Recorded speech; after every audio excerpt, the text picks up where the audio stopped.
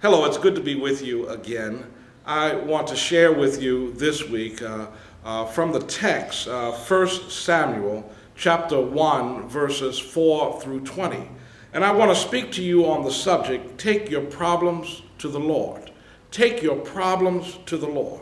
One thing is certain, is that life is not without worries. We are constantly worrying about one thing or another. And often we let our worries dash any hopeful expectations that we have about life. Yet there are so many things to worry about. And it seems like there's even more on our plate today than ever before. All of us have been affected by the economic realignment in the world. We feel stress in work. We raise the questions and worry about whether we will have it and how long will we have it. And what if there is a greater economic downturn tomorrow? We carry the burdens of what if in our hearts and heads. We worry about our families, our children, or our grandchildren, about their health and well-being in a world where realities seem to change so swiftly. Will our young be able to enjoy life without the hardship and difficulties we have had? There is so much to worry about. Sometimes we go to sleep with things that we are worrying about. We dream about them, tossing and turning all night long, and we wake up still perplexed and worried about things and their consequences. I wish there was a worry-free zone that we could go to and just relax and refresh for a moment, but it almost seems that there is no place for that, or is it?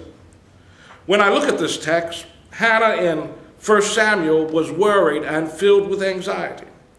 Though it appeared that she had a good husband, she was still worried. She lived in a time and a place where a woman could be thrown out of her home and replaced for almost any reason, and not being able to produce a child was serious among the offenses.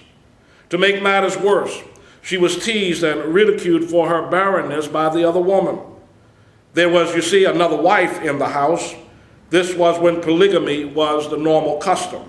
And the other wife, Peninnah, vied for the status that Hannah enjoyed from her husband Elkanah.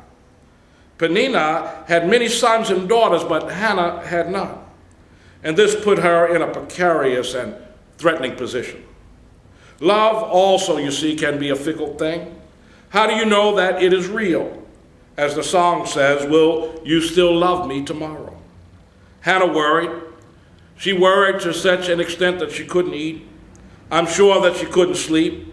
And she worried whether her job as a wife would be lost, particularly if things got worse.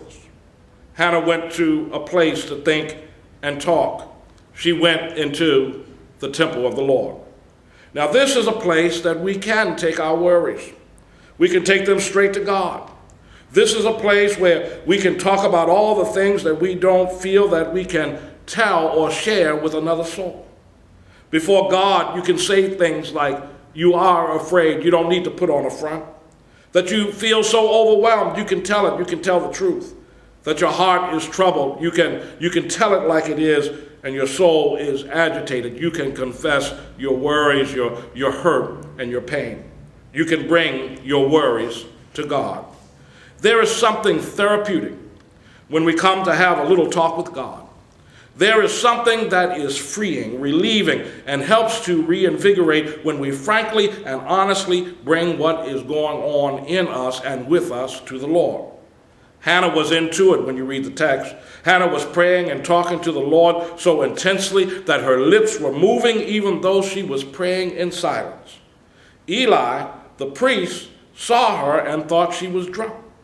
But Hannah was praying to God, pouring out all her worries, pouring out her soul, speaking from her heart about her worries and her fears and her disappointments. Hannah talked to the Lord. Well, as you read in the text, Hannah went home and her prayers were answered. She gave birth to one of the prophets, Samuel. She had promised that he would be dedicated to the Lord, and she did it. He was dedicated to the Lord. Hannah found resolution and rest from her problems and worries. You see, whatever you are worried about, whatever you are going through, Whatever troubles you have, take it to the Lord. It doesn't cost you a dime, but it's well worth your time. Spend a little time in the evening before you go to bed, reflecting on the events of the day, and speak with the Lord about them. When you wake up in the morning, talk to God and tell yourself and the Lord what you hope to achieve in the day. I bet you will be surprised at what unfolds. You may still have worries, you may still be worried, but you will eventually come to understand that the Lord can help work it out. Take your problems to the Lord. Take your troubles to God, and you will find that things will work out even better.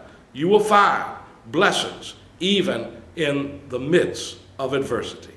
God bless you. Wanted to share these words with you. God be praised, and I look forward to seeing you next time. Take care.